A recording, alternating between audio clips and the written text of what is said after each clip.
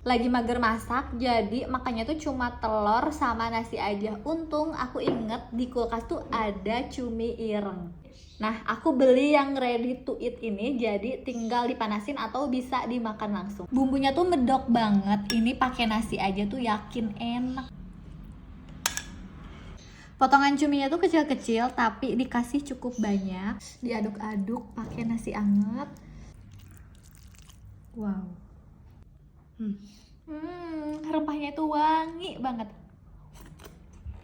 Pedas, manis, cuminya tuh nggak amis sama sekali. Enak. Yakin sih ini pasti bakal nambah nasi lagi.